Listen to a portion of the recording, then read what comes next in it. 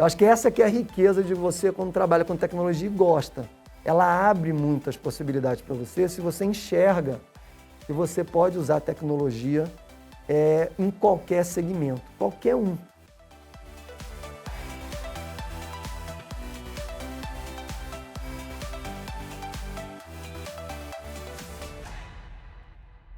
Um dia muito feliz aqui para nós, no estúdio, na NetGlobe, quando nós recebemos os nossos convidados para um grande bate-papo, onde nós registramos histórias de grandes profissionais que vão ficar marcado, né, na memória de cada um de vocês.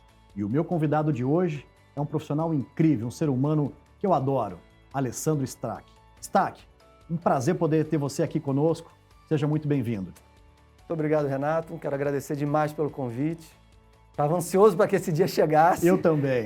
Para a gente poder bater um papo legal. Sou fã, né, da série. Um monte de amigo meu passou por aqui, né, e outros vão passar também. É muito gratificante e é muito legal, né, você ter tido essa ideia de valorizar o humano, né, por trás do profissional. Então, eu acho que é uma série que enriquece, né, porque mostra pessoas para pessoas, né? A gente escolhe os nossos caminhos e é muito bom a gente poder conversar sobre isso e ver que, né, os horizontes estão abertos. Depende de como que você quer trilhar e a coragem que você tem para assumir mais ou menos risco. Strack, muito obrigado por você reconhecer o valor dessa iniciativa. Eu acho que a cada dia que passa, ela tem a confiança de quem participa e a gente consegue juntos visualizar a grandeza dessas nossas atitudes aqui, deixar um grande legado de boas histórias, boas conversas, para que as próximas gerações possam desfrutar um pouco de como foi o início da TI no nosso país.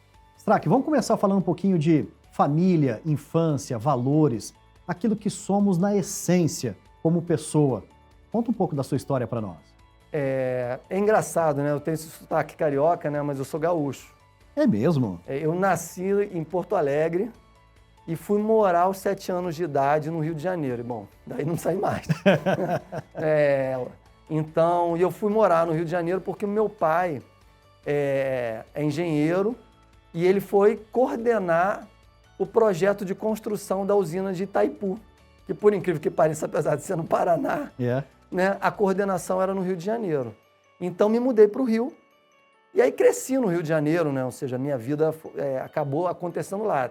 Tanto que a gente tinha até medo, né? Eu tenho uma irmã, medo de que ele voltasse, né? Porque o projeto ia acabar, óbvio que todo projeto acaba, né? E ele falava, não, vou voltar para lá. E a nossa família toda é de lá, né? Meu pai é do interior, né, do Rio Grande do Sul. Ele vem da colônia alemã, né? Meu nome não é à toa, é Strack. E a minha mãe, ela não tem nada a ver com a colônia alemã, né? Meu pai é o meu super-herói, assim, de vida, né? Porque ele, para mim, eu cheguei onde eu cheguei, onde um dos pontos de inflexão é a vida do meu pai. Uau. Porque o meu pai, ele era do interior, né? Então, vida dos camponeses, digamos assim, né? Aqueles alemães que vieram para o Brasil, foram mais para o sul, né? A gente, quando vai, né? Oktoberfest e tal, a gente vê aquele negócio. E meu pai é daquela origem, né? Então, a minha infância, ela foi muito marcada por isso. E o meu pai, ele até 18 anos de idade, ele estudou um pouco, ele ficava meio camponês ali. E aí ele, quando foi servir obrigatoriamente ao exército, conversando com um dos superiores, o cara falou, e aí, o que você vai querer da vida? Você vai querer seguir esse caminho do teu pai, tua mãe, não sei o quê, talvez ser camponês o resto da vida, ou você vai querer transformar a sua vida? Uau! Fantástico. E aí ele falou, mas se você quiser transformar a sua vida, você vai ter que voltar a estudar para poder evoluir. E aí ele toma essa decisão, meu pai se forma aos 33 anos de idade, porque ele volta a estudar aos 18. Que sensacional. Casa aos 34.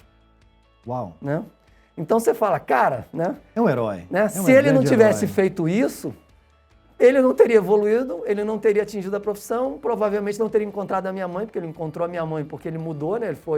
Ele saiu do interior do Rio Grande do Sul e foi para a capital, né? Então, servia ao exército, estudava de noite, morava numa pensão e, cara, e foi desenvolvendo a vida e encontrou minha mãe naquelas trajetórias ali e tal.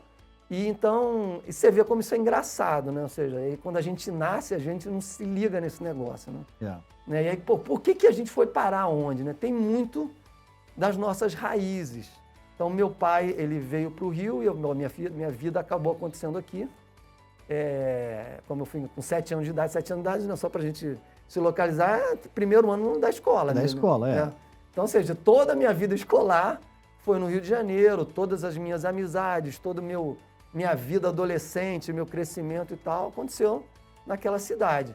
Muitas vezes eu tinha até um certo desgosto de ter que voltar para o Rio Grande do Sul, porque nas férias, né, meu pai queria ver a família. Então ela arrancava a gente, né, e a gente ia para ver a família. Pô, e quem mora, né, em cidade que não tem praia, quando está no verão, o que ele faz? Ele vai para a praia. Então eu não encontrava ninguém. Ele encontrava a família e aí a gente perdia, teoricamente, um certo momento de desfrutar mais, né, a praia e tudo mais nas férias, porque a gente vinha ver a família. Mas, ou seja, a minha vida ela cresceu muito assim. Meus primeiros 7 anos de vida, eu frequentei muito a casa do meu avô paterno, que era num sítio no interior. Então, pô, tive contato com animais, era pomar, era horta. Meu avô vivia da subsistência dele. Então, era vaca, galinha, porco, ovos daquelas galinhas que estavam ali, carne daqueles animais, leite que ele e as outras pessoas tiravam. Então, pomar. Então, todas as frutas que você pode imaginar tinha. Que legal. Né? Então, assim, minha primeira chegada no Rio de Janeiro foi traumática. Porque eu saí de um mundo bucólico, verde, né, de uma cidade, de morar em casa para me trancafiar dentro de um apartamento. Então foi um pouco difícil, mas os valores eles ficaram lá, né? E isso que é importante, né? Ou seja, cara, o valor da família, dos avós, né? De respeitar as pessoas. Então, assim, uma vida familiar muito ajustada, talvez uma vida familiar mais conservadora, né? O meu pai está vivo, minha mãe também. Estão casados, sei lá, eu tenho 54 a 56 anos. Então, né, você vê uma família, né, que se estabeleceu, construiu em cima de valores, fez uma vida inteira junto, e isso passou pra gente. Natural. Então, eu e minha irmã, a gente herdou isso, né, e a gente valoriza muito essa característica. Strack, muito legal lembrar desse tempo e o seu grande herói, o pai, é muito bacana poder ter essa chance de entrar um pouquinho nessa sua história. Strack, falando um pouco do assunto nosso de carreira, né? Quando o computador chegou, assim, à sua disposição, como foi o seu primeiro contato com o computador, que era a tecnologia disponível na época? É engraçado isso, né? Ou seja, eu vou continuar um pouco da história, né, que a gente começou. E aí eu fui morar no Rio de Janeiro e, uma daquelas sortes da vida, né? Meu pai, quando chegou, e ele acabou se instalando no Leblon. O Leblon é um bairro, né, nobre da cidade, né? Um super nobre, digamos assim. Então eu cresci ali, né? Então, mas era aquele momento, né, de juventude, de brincadeira na rua, né? Convívio o tempo todo fora de casa, né?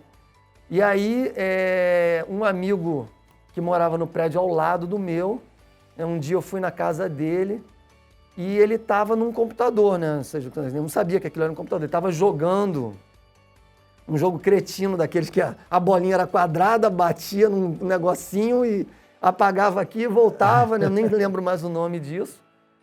Mas, cara, eu fiquei admirado com aquele negócio. Aí eu falei para ele, cara, o que é isso? Aí ele falou, meu pai falou que isso é um computador. Uau! Eu falei, cara, isso é um computador? Era um TK-85. Eu tenho essa memória vívida, Renato, assim, de como se eu estivesse agora olhando aquela cena, mas é muito límpido na minha cabeça. E aí eu falei, cara, que coisa fantástica, né? E o que isso faz, além disso que você está fazendo? Aí ele mostrou mais algumas coisas que ele conseguia fazer lá, e eu achei aquilo incrível. E, cara, eu comecei a frequentar mais e mais a casa dele para poder ter contato com aquela coisa, né? Então foi ali que eu vi um computador pela primeira vez. E eu devia ter o quê? Uns 11, 12 anos, talvez. Estamos falando de uma época onde o Atari ia chegar um pouquinho depois, entendeu? Isso é final dos anos 80, né? 11, 12 anos eu nascia, isso ali anos 80, início, né? Meio da década de 80. De 80, é o início de tudo, né? O início de tudo. E aí eu fui pegando aquele gosto e aí eu fui começando a tentar me envolver mais. E a dicotomia da gente adolescente é muito louco, né? Eu nunca quis ser jogador de futebol, porque eu sempre joguei mal. Eu sempre joguei muito, mas sempre joguei mal. Então eu falei, cara, isso eu não vou poder ser na vida. Porque eu não sou bom nesse negócio. Pô, mas eu queria ser surfista. Né? Pô, eu vivia perto da praia, né? E, pô, tinha esse negócio de computador, esse negócio de prancha, né? Cara, pra onde que eu vou, né? E aí, na escola que eu estudava, eu tive a oportunidade de fazer cursos lá. Teve um momento onde começou a ter cursos de programação, primeiros cursos de programação. O computador já era um pouquinho melhor do que o TK, era um CP500, que, para quem não lembra, é um computador onde era todo integrado. A tela era desse tamanho, devia ser, sei lá, 5 polegadas, 10 polegadas. Então você escrevia aqui, tinha uma telinha pequena. E aí eu comecei a me desenvolver ali, né? Eu falei, pô, quero fazer um curso, era uma grade extracurricular, conversei com meu pai pagou o curso para eu fazer. Eu fiz o curso, terminei, e aí depois começou a ser uma era onde começava a se falar muito de processamento de dados e vieram cursos externos oferecer oportunidades na escola. E aí eu novamente quis fazer mais cursos para me aprofundar mais. Aí tem um ponto de inflexão na minha vida, porque quando aparece esse curso, que era no centro da cidade, eu morava no Leblon, né? E, pô, o curso era no sábado de manhã, pô, e eu tinha a vertente do surfista. Né? Pô, queria ir pra praia, né? Surfar. Pô, vou estudar de manhã, ainda longe, né? E eu não tinha nunca ido ao centro da cidade sozinho, né? Porque eu tinha, sei lá, 13 anos de idade, por ali. E aí, eu conversando em casa, minha mãe falou assim, eu vou com você, eu fico sentado lá esperando amanhã enquanto você estuda. Poxa. Aí aquilo bateu dentro de mim, eu falei assim, cara, né, pô, minha mãe, eu podia aproveitar o fim de semana com meu pai, fazer as coisas dela, ela vai se dispor a ir comigo até o centro da cidade, ficar sentada 4 horas fazendo alguma outra coisa, lendo alguma coisa enquanto eu estudo. Pô, deve ter alguma coisa, né, uma combinação muito positiva aqui nesse momento de vida. Falei, quer saber? Eu surfo na volta. Até a tarde de sábado. E aí, assim, eu fui fazendo outros cursos. Então, eu fui me enveredando muito por um autodidata e também buscando cursos enquanto eu estava fazendo escola. Porque eu me apaixonei por aquele negócio e o que me despertou paixão pela computação foi justamente o fato da gente poder criar coisas, né? Eu falei assim, cara, esse negócio de eu poder ter o poder de escrever um negócio que se transforma em algo que pode ser usado por outros. Sensacional. Né? Que poder mágico é esse, né? Então isso foi ali que a coisa me mordeu, entendeu?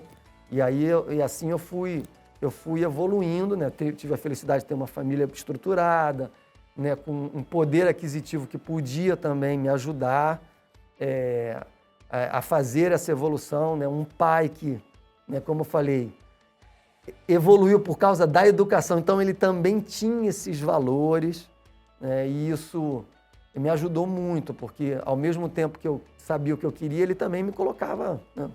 Ele também era rígido com algumas coisas, né? Meu pai me obrigou a estudar inglês, né? Quando eu fiz 13, 14 anos, ele falou, agora você tem que fazer curso de inglês. Aí eu falei, mas e se eu não quiser? Ele falou, não tem essa opção. Não tem. Eu falei, mas e for lá e eu me dar mal e, sei lá, não passar? Ele falou, vai ter as mesmas penalidades de você não passar na escola. Vai ter os mesmos castigos, é a mesma coisa. Que maravilha. E aí ele falou, eu falei, mas por quê? Ele falou, porque um dia você vai perceber que isto vai fazer muita diferença na sua jornada. Isso vai abrir portas que você não consegue imaginar hoje. Então, vai fazer. E o início eu detestava. E aí depois eu fui pegando gosto e tal. E aí o idioma entrou na minha vida também muito, ou seja, você vê como é que as coisas, né? Como é que o quebra-cabeça vai montando, Vai né? montando. O cara quer ser surfista, mas ao mesmo tempo tem um amigo, o amigo tem um computador, ele vai no computador, ele gosta do computador, ele começa a ir para a escola, e aí aquilo, de uma certa forma, tem um outro idioma, e teu pai falando, agora você tem que estudar esse outro idioma, porque vai fazer, né? E aí você, quero ou não quero, quero ou não quero, quero ou não quero, né? A gente está sempre, né? A escolha está sempre presente. Então a minha vida foi muito nesse sentido de eu agarrar algumas escolhas, algumas não querer, mas depois encontrar valor e aí ir ligando chaves na minha cabeça. Falei, cara, isso está dando certo, eu gosto disso, isso é bom, está funcionando. Foi acreditando, né? Isso. E a coisa foi...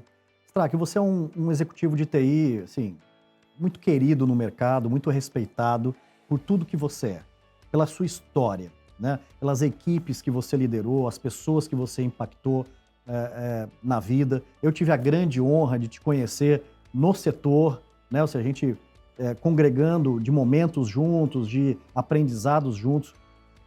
Só que não foi assim sempre, né, Strack?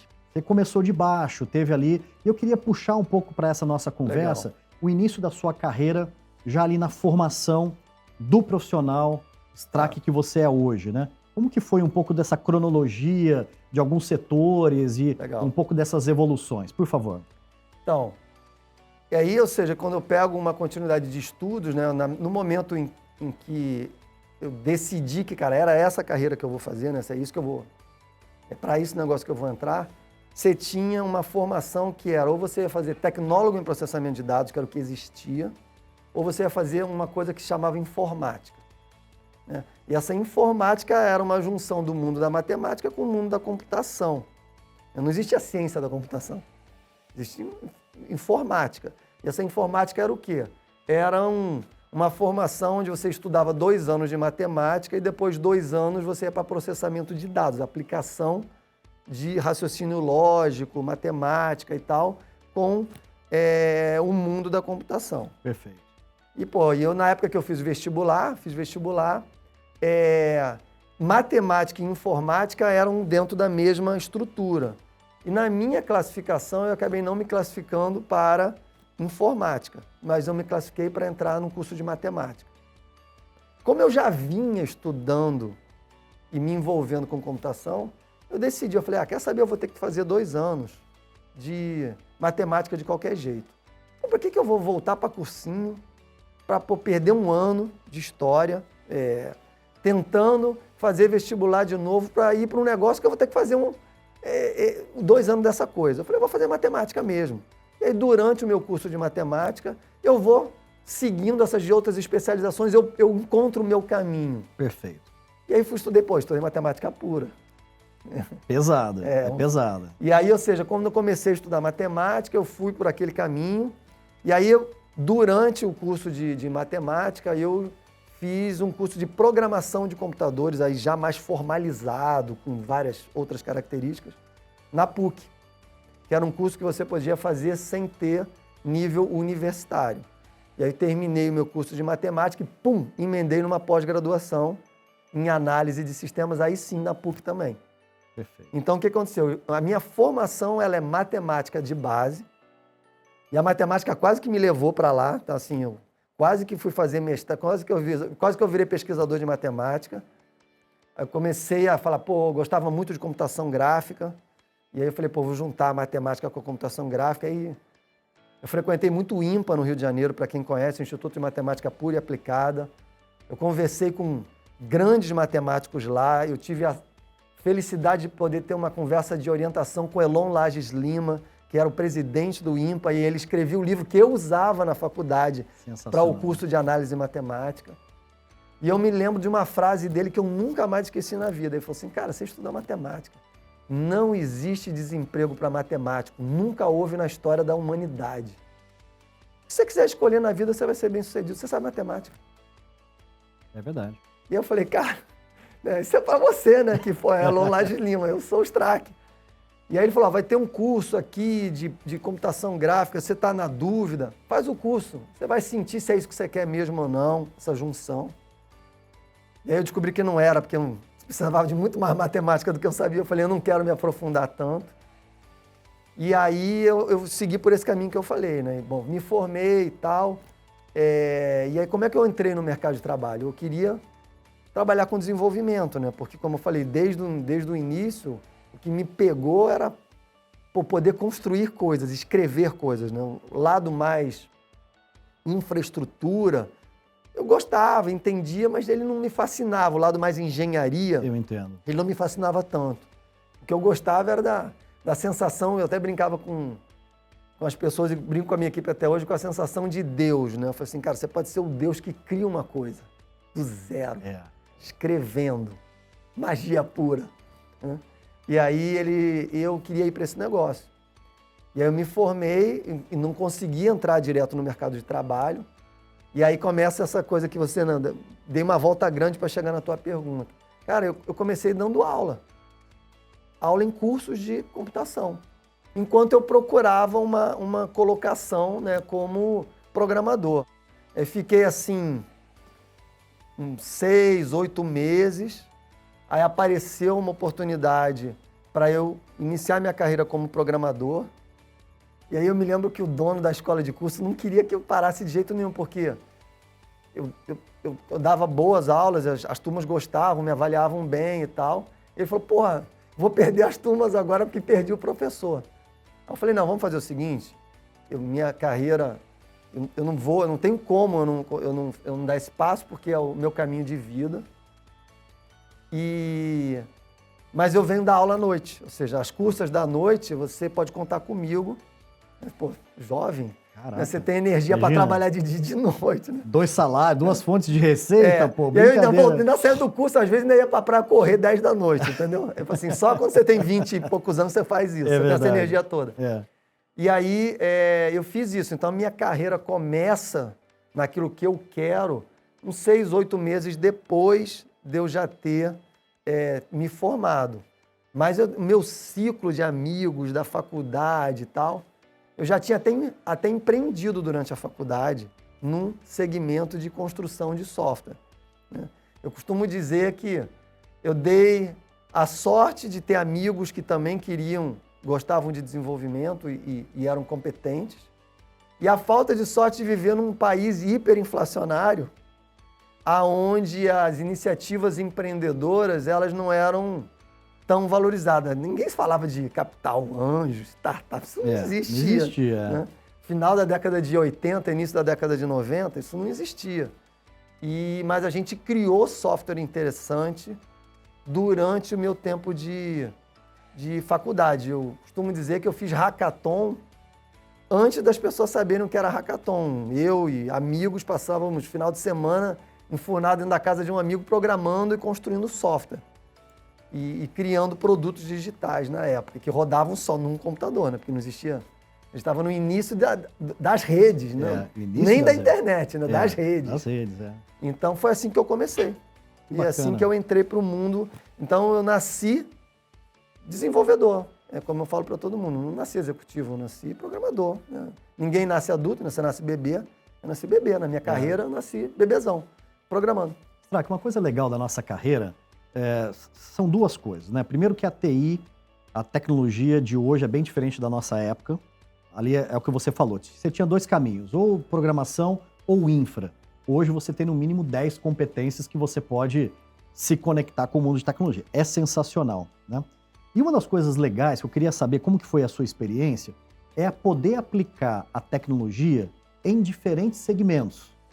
Né? Você começar a entender do negócio das empresas às quais você passa. E você tem uma marca muito forte na sua carreira quanto a isso. Ou seja, você é um cara que entra muito profundamente nos problemas reais de negócio, como resolver, né? Como criar essas coisas que vão, né, ter uma solução para um problema ali. Queria que você falasse um pouquinho mais dessa coisa legal do nosso setor, que é a gente poder trabalhar em vários segmentos e ser conhecedor de muitos negócios, né? Isso eu acho que pega um pouco com o que eu tinha te falado, né? Ou seja, o que me pegou foi o fato de eu poder criar coisas. E para você poder criar, você precisa entender do problema. Você vai trazer uma solução para um problema. Como eu te falei das hackathons, o primeiro produto digital que eu construí na vida foi nas minhas evoluções de tecnologia, né? Eu programava bastante numa linguagem de programação chamada Pascal, na época a gente usava uma ferramenta chamada Turbo Pascal, que era de uma empresa chamada Borland, que também já não existe mais. Então a gente estava acostumado, eu e meus amigos, a programar num ambiente bom. E aí a gente começou a estudar outras linguagens de programação por causa do mundo dos negócios, e a gente começou a estudar Clipper. E aí quando a gente foi estudar Clipper, a gente se deparou com um problema. Qual era o problema? Cara, não tinha um ambiente de programação. Você tinha que escrever no editor de texto o programa, sair dele, compilar, ele dizia onde é que tinha erro, aí você tinha que voltar para dentro do editor de texto para procurar a linha do erro que ele tinha apontado lá, era ruim. E a gente tinha essa facilidade nas outras linguagens que a gente programava. Então a gente criou um ambiente de programação igual ao que a gente usava em Pascal para o Clipper. Isso que eu te falei. Se eu tivesse no Vale do Silício, provavelmente você tinha sido um bilionário lá naquele momento. Porque, cara, ninguém tinha aquilo. Aquilo era fantástico. Todo mundo que programava em Clipper queria ter uma coisa como aquela. E ali eu criei a minha primeira startup junto com esses amigos. A gente não sabia nada de mundo de negócio, sabia nada. A gente sabia escrever software. Aí começamos a tentar vender e tudo mais. E ali foi meu início, digamos, pelo lado empreendedor, né, que persegue a minha carreira. Eu estou sempre pulando de um lado para o outro. Empreendo um pouco, volto para o mercado. Trabalho no mercado, encho o saco, empreendo alguma coisa, volto e assim vai. Né? E ali começou. E aí, ou seja, depois disso, obviamente, isso foi ainda durante a faculdade, depois me formei, comecei a trabalhar, fui trabalhar como programador. Aí na empresa que eu fui trabalhar como programador, ela era uma empresa que fazia software, na época, pacote, né? Para muita gente que vai nos ver não sabe o que é pacote, né? Mas antigamente vendia software em caixinha, né? Que você comprava, tinha disquete, você tinha que instalar no computador, então eu sou dessa época. Era uma forma de materializar o software. Exatamente, né? Eles vendiam pacotes e também faziam software sob medida, né? Para negócios. E eu fui, dentro dessa empresa, eu fui para o lado eu caí na equipe que construía software específico para as empresas, software sob medida. E aí é muito engraçado isso, né, que você falou. E eu caí justamente numa empresa que fazia software para controlar guarda de documentos. Era aquele momento onde você tinha o boom de ter que guardar documentos em escritório, muito papel, né? Então, tinha aquelas empresas com as caixas, que guardava documento dentro da caixa, você tinha que inventariar. Onde é que eu botei aquele documento? Então, a gente fazia aquele tipo de software. Eu acabei tendo que implantar o software. E aí, de novo, é muito engraçado, né? Porque você vai aproveitando os momentos da vida. É ali que eu aprendi a dificuldade, né? O mundo entre o que você cria e como que as pessoas usam. E aí, quando eu fui implantar, era dentro de um armazém. Imagina um armazém, né? Cheio de porta-pallet, e nos porta-pallet caixa e dentro de caixa documento. E eu chego para botar um software e ensinar os operacionais ali, que agora eles tinham um negócio chamado computador ali, com um programa onde eles iam ter que fazer login, porque a rede não funcionava em português, então ele ia ter que escrever login, e aí depois ele ia ter que usar um programa que ia ajudar ele a encontrar as caixas e a guardar as caixas. Renato, eu tenho essa imagem também muito clara na minha cabeça desse dia. Um galpão em Olaria, no Rio de Janeiro, atrás da Avenida Brasil, né? Calor, cara, o computador no meio do warehouse, né? Com um cabo ligado numa rede pequena que estava com outro computador dentro de uma salinha refrigerada. Eu sentado explicando e todos os operacionais deram a volta assim, sentaram à volta de mim, eu me senti meio acuado, né? Falei, cara, um monte de cara ao redor de mim. E eles assustados, falaram, cara, quem é esse maluco que está vindo trazer essa coisa que vai tirar o nosso emprego? Porque esse negócio agora sabe de coisa que a gente não sabe. É verdade.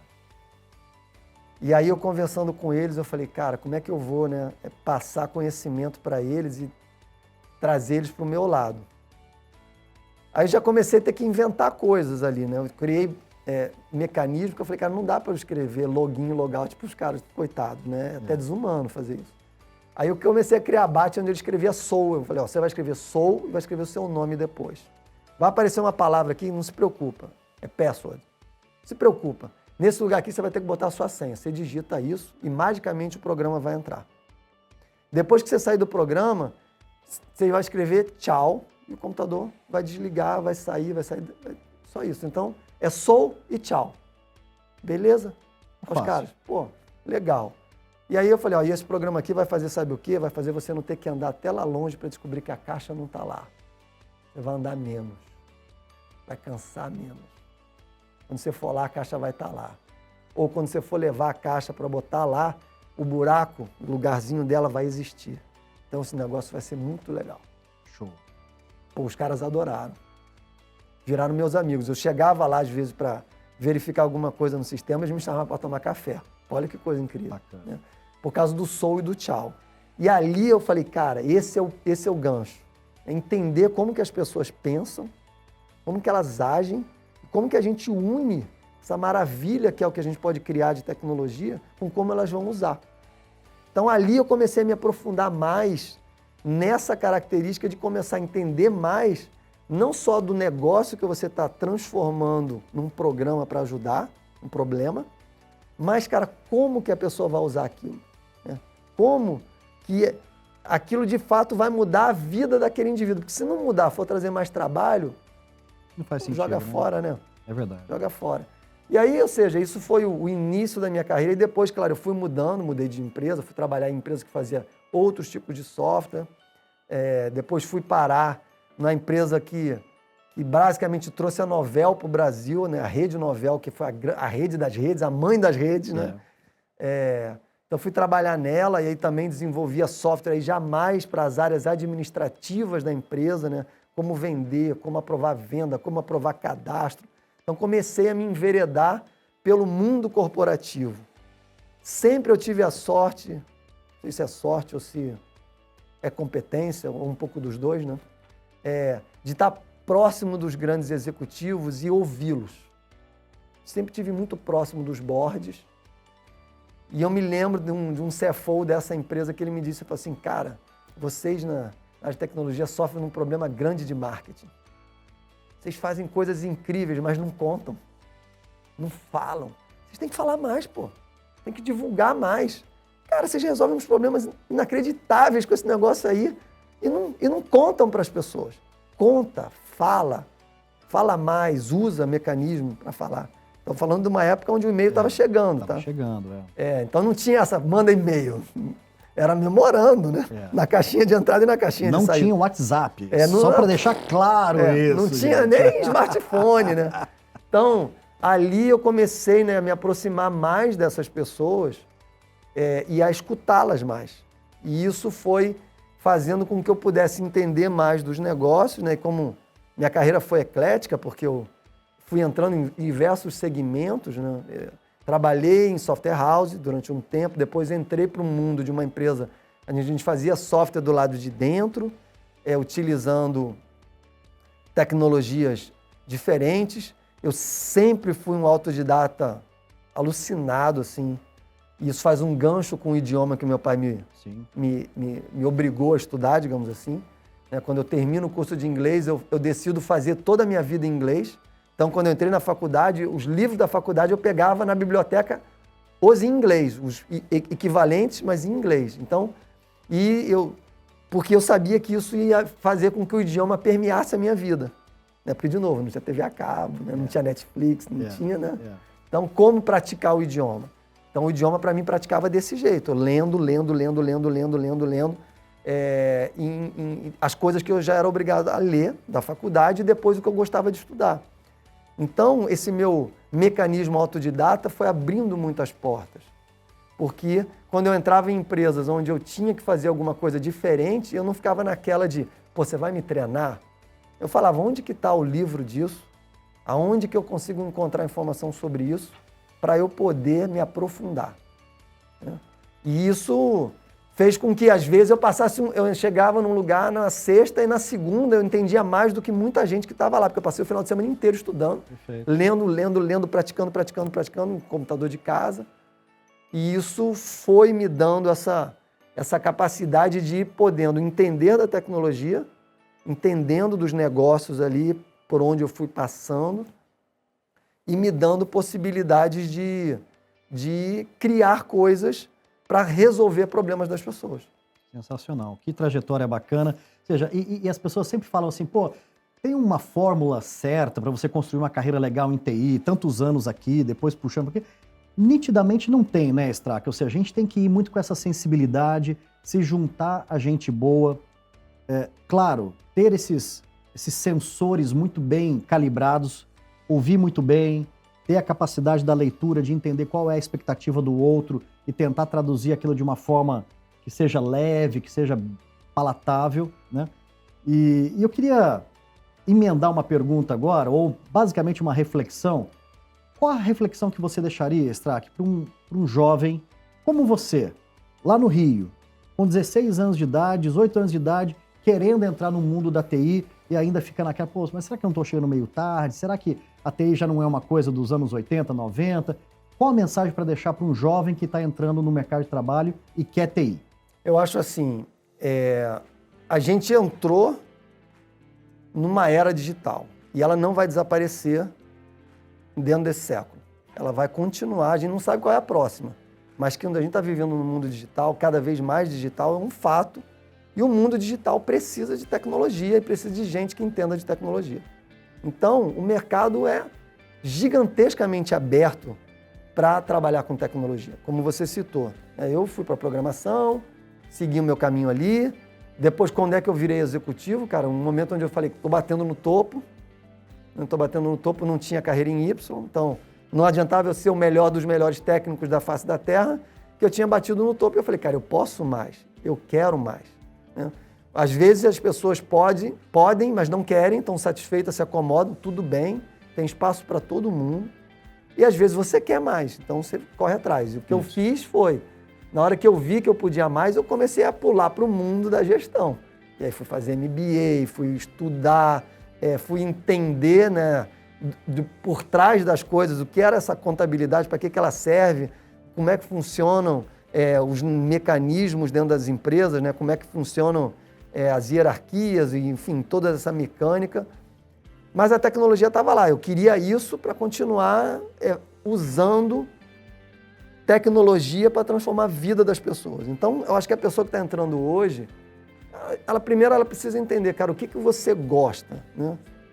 A tecnologia é meio, né? Ela não é fim.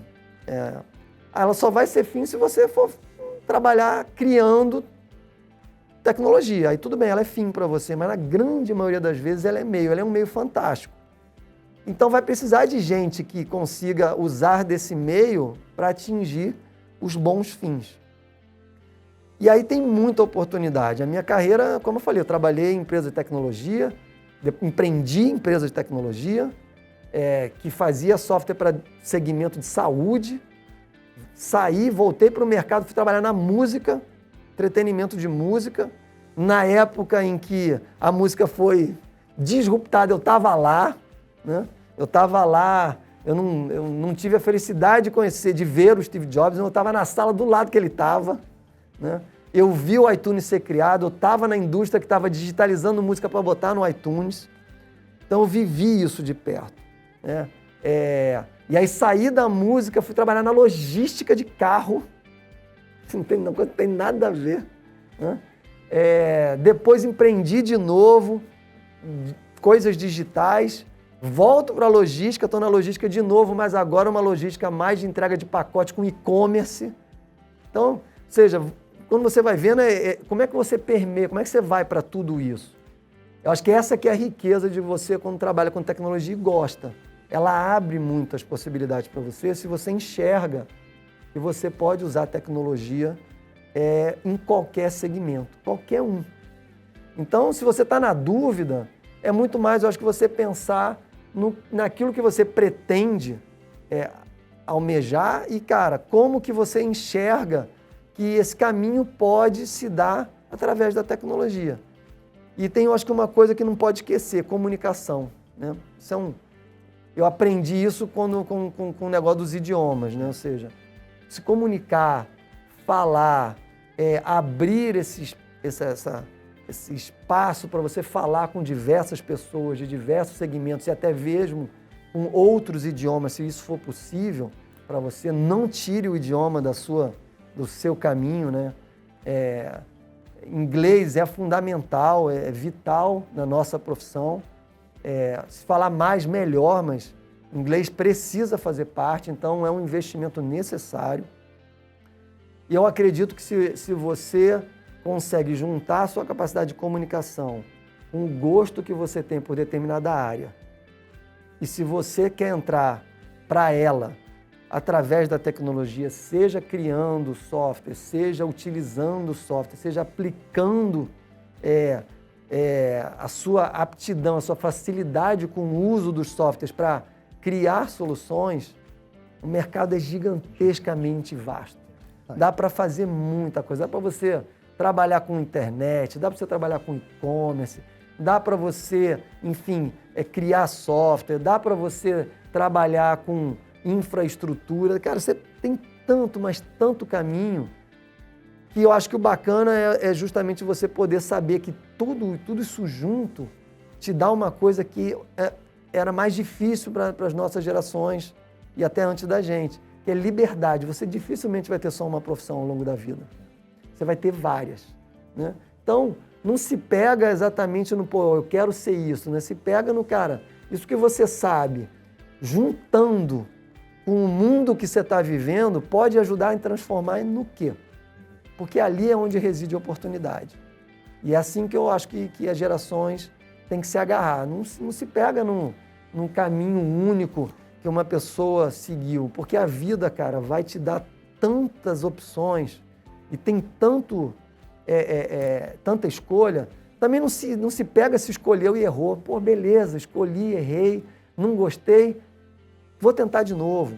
Tem muito espaço, dá para trabalhar de casa, dá para trabalhar do bar, dá para trabalhar de dia, de noite.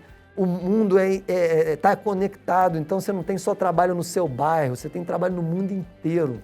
Você tem um mundo de 8 bilhões de pessoas precisando resolver problemas. E você, estando às vezes sentado dentro do seu lugarzinho com um smartphone, pode criar soluções mágicas para o cara que está no interior da Índia. Então, é muita oportunidade. Então, se acredita, vai, começa, acredita no seu potencial. Nunca é fácil, não é fácil para ninguém. Só tem um jeito, encarar. Cai para dentro, estuda, se dedica, vai para cima. Um monte de gente vai dizer que deu errado. Quando você errar, um monte de gente vai falar, tá vendo? Tinha te falado, beleza. Você me falou, mas eu precisava viver, não adianta você me contar, eu preciso viver. E vai direcionando. A vida vai, né? A vida vai aproximando os rumos, né? Strack, eu imagino um jovem que esteja assistindo, ouvindo a nossa conversa, ele está se coçando inteiro, está incomodado, falou, pô, o Strack acabou de me colocar um detalhe super importante, que vai, acredita em você, se você errar, levanta, corrige rápido, vai em frente, mas nunca perca que você tem que fazer uma coisa que você gosta, que obviamente você faz bem e que você tenha a capacidade da comunicação para mostrar o que você está fazendo, para vender bem aquilo tudo que você está fazendo. Então, eu acho que está aí uma receitinha, uma frase muito bacana que vai impactar o pessoal que está junto conosco. Strack, cara, bate-papo bom passa rápido. É isso aí. É isso. Né? Ou seja, queria te agradecer demais pela sua generosa contribuição, deixar um pouquinho aqui da sua jornada, né, de vida profissional, documentada nesse nosso programa. Tenho certeza que a gente sai daqui muito mais fortes e completos com a sua contribuição. Muito obrigado, Strack. Legal, Renato. Obrigado mais uma vez. É um prazer estar aqui conversando. Bom, somos amigos independente desse programa, então é sempre verdade. Um prazer estar contigo, conversar. Eu espero que as pessoas aproveitem, pegar um pouquinho da história do Strack. Tem mais um montão de história aqui, né, nesse formato que você tem. E a gente aprende com as histórias das pessoas. É muito legal. Tem um montão de amigo que passou aqui, que eu aprendi com eles, aprendo contigo. E espero que a minha história sirva um pouco para inspirar algumas pessoas e ajudar. E estou sempre aberto. Vocês vão me encontrar aí pelas redes sociais, quiserem trocar ideias e tal. E obrigado mais uma vez. Parabéns, sucesso para você, não só aqui nesse programa, como na tua jornada profissional, na tua família. Você é um cara show de bola. Parabéns. Obrigado, Strack. Parabéns. Valeu.